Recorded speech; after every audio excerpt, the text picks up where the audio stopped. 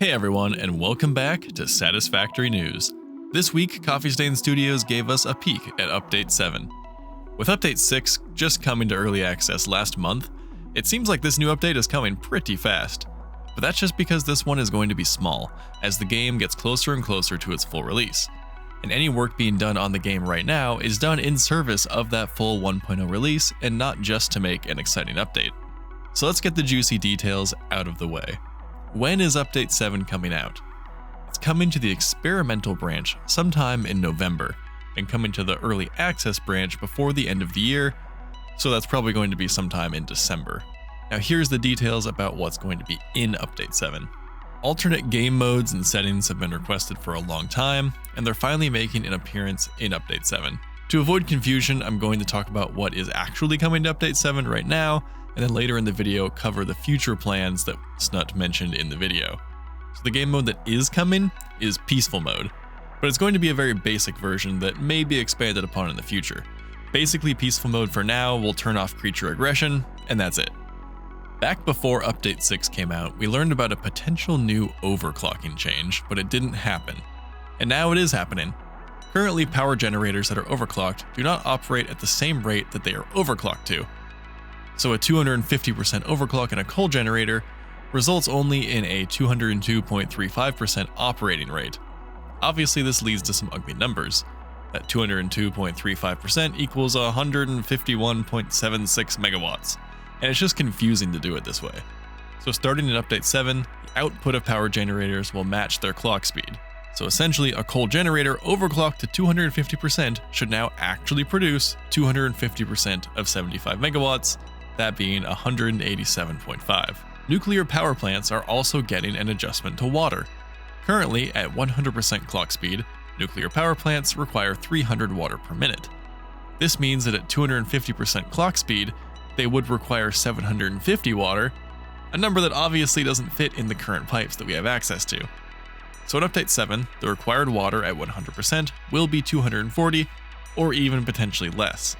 240 would put it right at 600 water when overclocked to 250%, so this number makes the most sense. This also makes a lot more sense for building water extractors, because they extract 120 water per minute.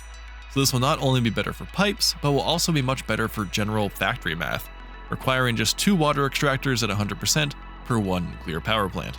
In the Awesome Sink, there will be 2 different tracks for tickets, one for standard points that we're used to, and one for DNA points. Previously, organic data capsules could not be sunk into the Awesome Sink. Basically, this means that organic data capsules will be tracked differently in order to gain tickets in a different way and give you incentives to hunt for hostile monsters. So why have these on different tracks? Well, it's because if you're really high level in the Awesome Sink already, you'll need a lot of points to get to the next level, and if organic parts just aren't worth sinking, then why would you bother making them? In Update 7, you'll be able to start fresh on a new track for organics, so they actually make an impact regardless of how many points you already have. Somehow, even in Update 7, there are new updates to conveyor belts, the most basic portion of the game. So much like how power poles change depending on whether they're snapping to a wall or a foundation, belt supports will now do the same. This is a nice quality of life update that is to be expected at this point, honestly. But in addition to that, we're also getting a new belt attachment, that being ceiling mounts. These look awesome and are going to revolutionize a lot of factories.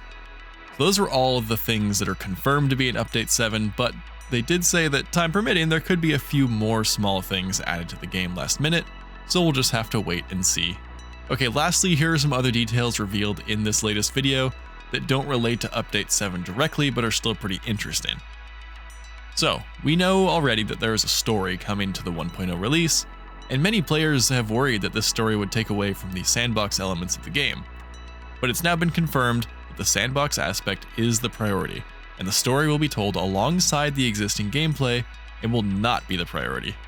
Snut also mentioned some biome updates, but didn't specify if these were general considerations as they approach 1.0, or if they would be reflected in Update 7.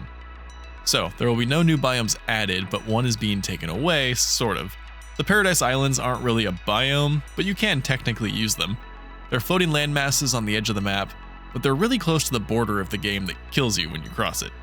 There also aren't any resources there, so in order to prevent players from even using it, it's being removed.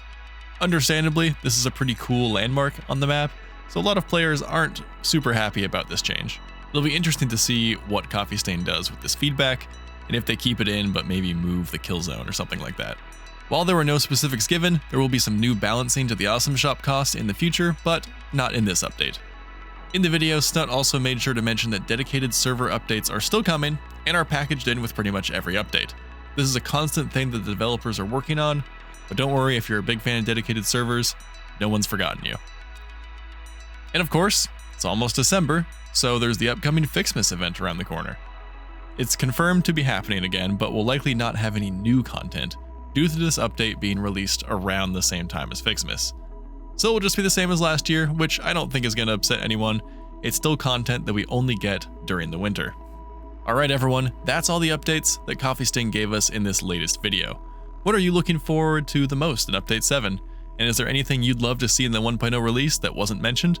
Let me know in the comments and I will see you in the next Satisfactory News video.